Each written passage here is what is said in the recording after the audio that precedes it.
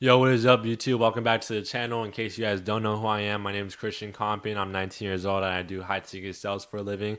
Today, I'm going to be going over the 10 core principles of sales management that I've learned ever since stepping into the role of becoming a sales manager back in March of 2025.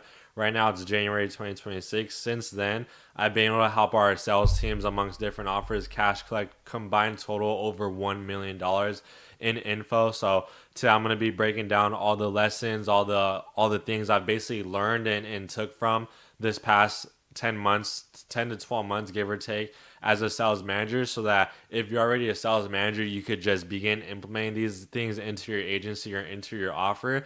And then if you're a closer looking to transition into a sales manager one day, now you're able to have some tools and have some resources on exactly what you should be focusing on as a sales manager to set yourself up for the best possible situation and just be overall a lot more ahead of a lot of other sales managers out there at the end of the day. So without further ado, let's pretty much hop right into it.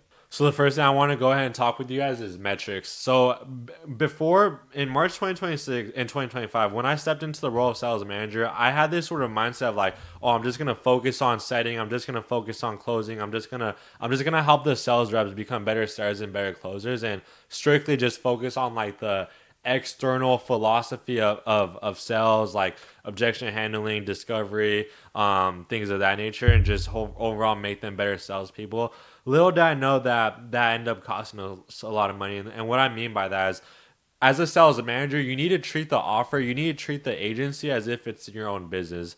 This is going to help you zoom out and look at the bigger picture, because the sales department is a very significant department in the whole business within itself. But once you're able to understand each and every single department and understand overall the metrics that are going on behind the scenes, and especially in the sales process, you're able to identify maybe one thing that's keeping you guys from growing the most and having the most ROI in terms of your time and energy. The reason it's important to understand your guys' metrics, numbers, and logistics is everyone's energy is limited at the end of the day. Like, you can only focus on so many things, so it's very important for you to like, for example, like show rate, and close rate. Yes, those are very two important metrics, but there's also metrics like cash collected per call. On average, how many dials do your guys' setters have to usually take to get at least one qualified set on the board? How many of the closes percentage wise are just one call closes, things of that nature. These are like common metrics that a lot of sales managers and a lot of operators tend to look over, not knowing that literally if they just took a few hours out of their day and really digested all the numbers, they can identify the one thing that they need to improve on that's going to get them the most significant ROI for their time and for their energy. So dial in your metrics, focus on the numbers, focus on the logistics, get as much data as possible from the offer and everything from marketing down to sales. And this is going to help you overall understand the sales process a lot more as well. The second thing I'll go over is adaptability. As a beginning sales manager, I had this sort of mindset of like, okay, this is how I sell, this is how I like to run things, or this is how at least things make sense in my mind. I soon came to the realization that everyone is different. Everyone's minds are a bit wired differently. Everyone likes their own sort of like processes, things of that nature. The sooner you're able to become more adaptable and open to change, the sooner you're able to make the changes necessary that are going to get you guys to where you need to be at cash collected wise. Okay. Just like to give you guys an example, I do scriptless selling, and at the time I was doing sales management. I was doing like NEPQ style, so I was teaching like a lot of objection handling stuff at the time. And a lot of the sales reps at the time that we were bringing onto the team, they were like even more like scripted than I was at the time, right? They were like hardcore like scripted and everything. So I was able to make a way to adjust their framework in a way that still made sense to them, but also was different from mine. So that was just like a quick example I could give you guys in regards to being adaptable. But if I'm just like caught up on, okay, this is my way, this is my way, this is my way, it's a lot harder for people to learn your way, especially if their brain's wired a bit differently. So that's something as well when it comes to being adaptable. Another thing I'd say too is like technical stuff that happens in the funnel or SOP related, or there's just a leakage somewhere in the sales process. If you're not open to the criticism, then you're not going to want to share that information with the operator, with the offer owner, things that we need to be critiquing in the offer, critiquing in the sales process to eliminate that leak so that we could obviously make more cash collect as a team. This is a philosophy I really preach a lot about with my setters specifically. It closes a little bit to it. Is just having an overall next call mentality. As a sales manager, you're going to be setting the standard. You're going to be setting the bar for like the mentality and the core value and how you should be carrying yourself as a man, as a woman, and just overall as a human being. And excuse me, having a next call mentality is very detrimental in order to do so. Okay, so if a setter just had a terrible day, or if they just had a great day, 10K CC day, if I was to call them at the end of their workday and ask them how their day went, based off their tonality and energy, I shouldn't be able to tell which of the days they had, the best day in the world or the worst day in the world, right? So having a next call mentality allows your guys' setters, once you're preaching that philosophy and the reason why you're doing that to them, it allows them to not let their energy from the previous call leak into the next call, because the more you do that, the prospect on the next call is going to fill your energy in one way or another, which is going to cause them to no show, or it's just going to simply cause them to give you all these BS objections at the end of the day that don't even make any sense, right? So next call mentality, be present, and overall just have a next player mentality. Back in football, back in baseball, back in jiu-jitsu, it's always like, okay, next match, okay, next at bat, okay, next play, right? Next play mentality to get over it, to identify the one thing that you could have done to improve the most on, and then move on from that and focus on the next person, because you don't want that leaking in.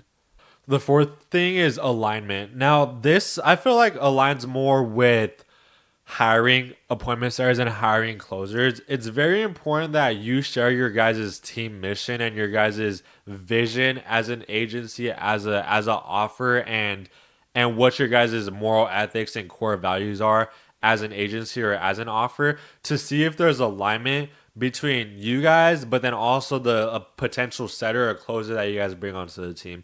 Reason being is there's obviously going to be a relationship between you and the setter, you and the closer.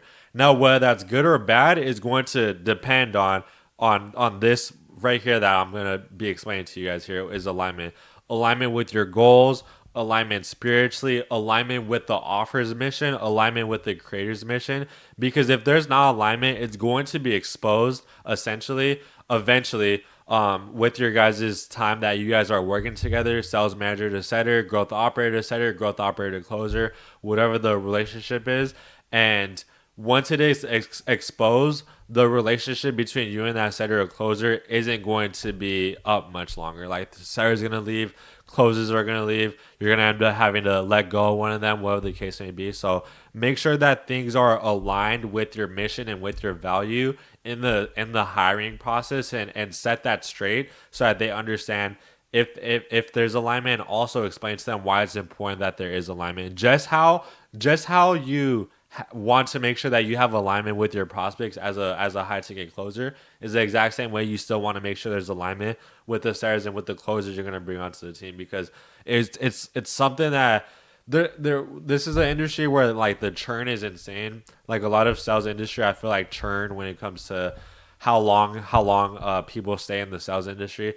People churn like incredibly each and every single year, especially within the first year in sales, and there's so much like offer hopping nowadays. So the only people that are genuinely going to stay with you is if they see the vision, they see the growth, they see the alignment, and the relationship is just going to continue growing as long as there maintains that alignment. So, but if there's not alignment from the get-go, obviously that relationship is not going to end, and you're just going to waste more time and waste more money training up a setter, training up a closer just to let go of them a month from now or 2 months from now, just to hire and go through the whole process again of trying to bring on another setter and closer. So make sure that there is alignment between you guys beforehand.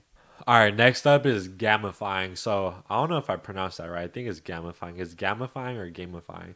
Basically, for this part, you want your culture. I think it's always positive to have like a competitive culture, which is something I truthfully embody with the setters and with the closers, making it very competitive with them. There's a variety of ways you could do that. You could do that with incentives. You could do that with bonuses. you can just do that with different challenges throughout the week, throughout the month, to make sure everyone's pushing one another. And I feel like since I come from a pretty competitive and sports background, I just naturally attract like a lot of like setters and closers that are also from the same way. A lot of our guys have played competitive sports in the past, and I think it's very important to have that in every sales offer and every sales agency, because you want to have another route, another vehicle that's going to push your guys' setters and closers to literally like their limits each and every single day, right? Because it's sales. They got into sales for a reason. They got into sales because they don't want to get paid based off how many hours per week they're working. They want to get paid based off their skill set. And when you're able to, I don't want to say preach. The word I'm looking for is like when you're able to exemplify that the reason why they got into sales is the exact same reason why they want to climb up the depth chart on their football team, on their baseball team, jiu-jitsu, become number one in the division. Once you're able to exemplify that, it creates such a close competitive environment where people are always pushing each other and people are always sharing feedback as well as being open to criticism. Okay. So this talks a little bit more about like the actual psychology behind like sports and sales, but then also having a more competitive culture, having a more competitive environment where people are open to criticism and people are always giving feedback to one another, which is something that I love to see when people are talking to one another. People are asking a setter for feedback, closer for feedback, vice versa, so that everyone's just on the same page and is aligned ultimately. Next up is going to be external training. So when it comes to external training, one thing that kind of comes to mind is going back to looking at, oh, my lamp went out. Lamp back on. External training. So as a setter, manager, closer manager, sales manager, whatever you want to call it, when I'm looking at, like, I've probably looked at 500 looms like this past year. I'm not even gonna lie. One thing that I'm noticing when it comes to like the top sellers and the top closers that have came with us is people that just typically have way more external training invested into, way more mentors, way more coaches, way more programs. Those types of guys are typically like the best skilled, which is something that every sales manager should be looking for in regards to like the closing position as well. From the appointment setting side of things, I feel like it's a bit opposite. I feel like it's very important for you to hire relatively newer guys because they're just overall more hungry than guys who are more experienced. Because when you typically hire on experienced setters, what typically happens is they're already looking to get bumped up to closer too soon, or they just have the wrong mindset coming into it. And if I'm just being transparent, they're typically like more lazy than hiring someone similar skill set of them, but relatively like on the newer side, which is why it's very important for you to always be looking into what types of programs has this guy been in, because that's usually a direct correlation to like how well spoken they just overall are, and also shows the seriousness level of how they are with their craft of sales. They aren't doing this like part time. This is something that they're looking to really scale in. Number 7 is going to be model systems. This isn't too complicated, but I feel like it's very important to at least put up on there. It could be easy to get bored when the simple things are working, and once we were able to find like what's working like very very good and there's absolutely no reason we should change it, that's basically like a model system that we just implement to where every setter and closer is going to be implementing this system because it's going to be working, and it's never not worked, right? So that's kind of like the opposite of like the adaptability part of it, because you're able to find what exactly is working for each and every specific individual offer with their ICP, offer details, things of that nature, and making it to where the setters just have to simply follow the steps to make sure that it continues performing at the level that you want it to be performing. To give you guys an example would be the stats on a pre-call video, like how well or what percent of people are actually watching it before the call. If it's good, there's obviously no reason to change it. Another thing could be messages, certain messages that you're automatically sending to prospects every single week, every single month, like for SMS and email blasts. Obviously, if they're not performing, to do a review on that, things of that nature. As a sales manager, especially on the appointment setting side of things, my goal essentially is to step into the setting position. Not literally. Yes, I'll take like some calls here and there, like if I really need to. But I want to step in their position to be able to see what things I could do as a sales manager to make their job a lot easier. Because appointment setting job is obviously a grueling, mentally draining job, especially when you're doing 150, 200, 300 plus dollars a day consistently each and every single day. So I'm always getting feedback from the setters, and I'm always asking for feedback from the setters, things that I could be implementing to make the job a lot easier. Whether that's doing a quick SOP, whether that's doing a call review for them in their free time because they're just so busy dialing, whatever the case may be, I just want to make their job a whole lot easier. And this is gonna build a lot of respect between the setters and you as well, because they respect you for taking the time out of your day when you don't necessarily have to do these things, but you're choosing to do it because you actually care about them and you care about their mental energy capacity, so that they're actually able to optimize and perform at the best level that you know you need them to be at as an appointment setter. So very small stuff when it comes to like SOPs, just whatever you need to be doing that you don't necessarily have to do. Like, it's not gonna make that big of it. It's not gonna obviously add like 5 to 50K a month CC for you guys, but it's gonna help your guys' setters out a lot, which in return can potentially add on an extra few grand per month as well in CC.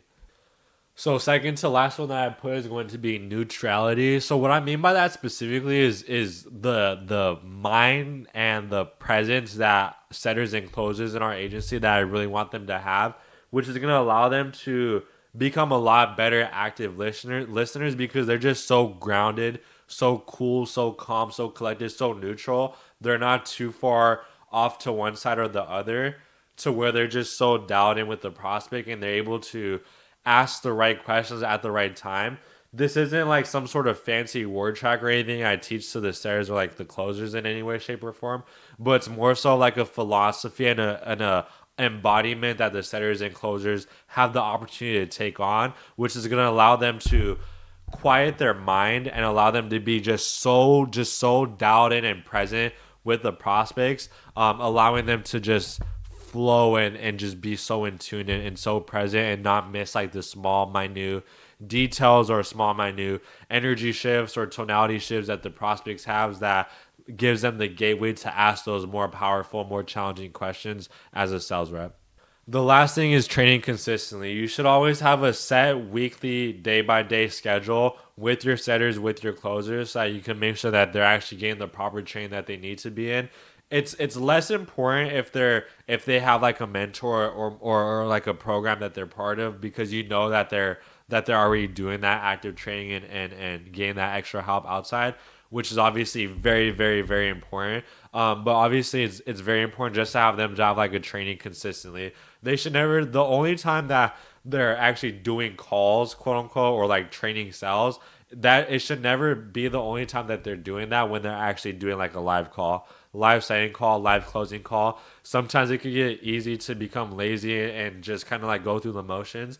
They need to still be focusing on getting the external and the internal training outside of sales, so that they continue getting better and better and better, because their goals and where they want to be at, and where they're currently at right now, they're either getting closer to those goals, or they're getting further away from them. And if they're not doing consistent training inside and outside of sales, then they're getting further away from their goals. And I would be doing them a disservice by not calling them out on it and letting them know, hey, we need to do this specific training consistently for you, or hey, how have your calls been going with XYZ program, XYZ coaches? What are you learning? Where are you taking away? Things of that nature, so that you can make sure that you're setting them up for the best path to success, not just to meet the agency and the offers goals, but for them to meet their own personal goals as well, which I feel like is very, very detrimental, that not a lot of people talk about, just train consistently over time. But yeah, that's pretty much it. The 10 takeaways of just the core principles of sales management. So I know that was a lot, just all in one video for you guys. Hopefully, you guys enjoyed the video. Those are some of the biggest things and biggest lessons that I've learned personally as a sales manager. Hopefully you guys are able to implement some of this stuff. Even if you're just a setter or closer, I feel like there's still some stuff that you can implement that maybe you aren't already implementing, from the sales management role, from the closer role, from even a GO role as well. So hopefully you guys were able to find some sort of value from this video. Looking forward to what 2026 has to offer. Got some big plans coming up the next couple weeks, the next couple months, just overall inside of sales and outside of sales. So I'll be looking forward to keeping you guys in tune with everything. Hope you guys have a blessed rest of your day. Let me know if you guys want to see any specific content or anything that I was posting before that you guys just want to see more of. Just drop a comment, leave a like. And if you guys have any questions and want to DM me personally for some sales advice, just DM me personally on Instagram. I'll drop it in the description for you guys. See Compy and JJ. But looking forward to seeing you guys on the next video and hope you guys have a great rest of your day. Let's crush it in 2026.